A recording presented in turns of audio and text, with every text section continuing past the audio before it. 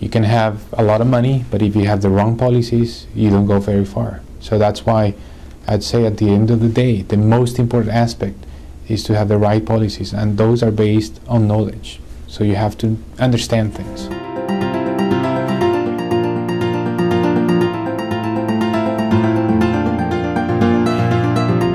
There is no doubt that the budget that most of the developed world has for aid, and not just the public sectors, but also individuals and corporations that are important donors, are going to shrink.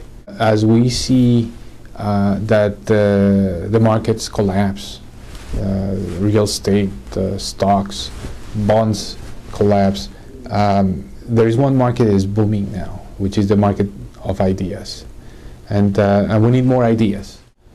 So research is very important, but as important as it is also fundamental that research and the results of research get communicated to the relevant actors, to people that are on the policy front.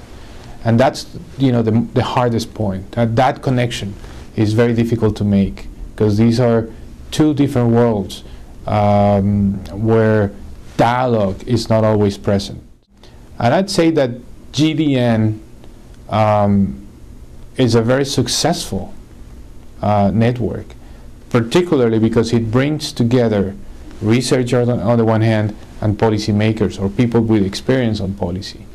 There are not many instances where these groups, commit to dialogue, and I think GDN makes the effort of first translating research into documents, newsletters, publications that are accessible to a wide range of people, including policymakers. But also, when you establish that one of the important outputs of the research is to have a policy impact, from the very beginning, you are actually making a strong commitment that these research projects have to design ways in which they bridge that gap between research and policy. One of the things I'm really amazed at is the little dialogue that it exists between the different regions of the developing world, particularly between Latin America and Africa.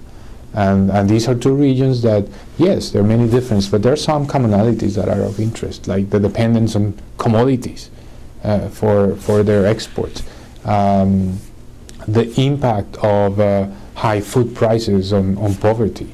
These are common issues, and I'm sure that whatever knowledge there exists in Africa and in Latin America, the idea that we can share that and that we have more interaction, it's going to be very useful. What is distinct about GDN, and what is basically special in my view, is that this is a model that is based on empowering people in the developing world, but empowering people in a real and meaningful sense, in the sense that we have the talent, we have people that are well prepared, we have people that have, very good academic training, but we need these people to be more innovative, not just to do the research that is commissioned by Washington or London.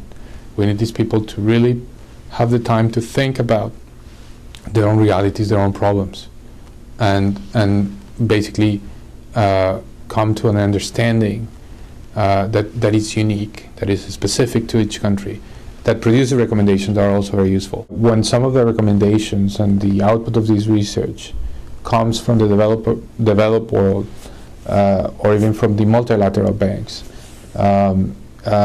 these recommendations are always received with some caution, and I would say even distrust.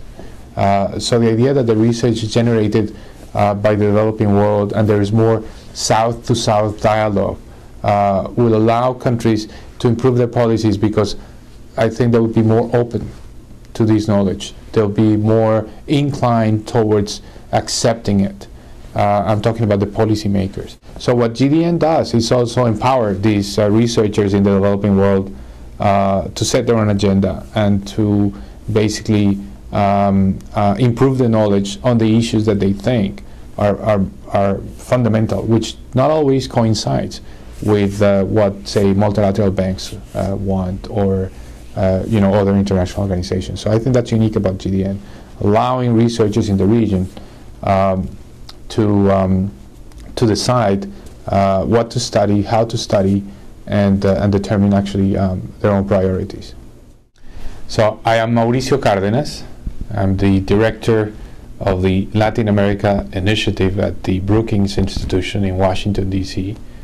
And I'm also the president of the Latin American and Caribbean Economic Association.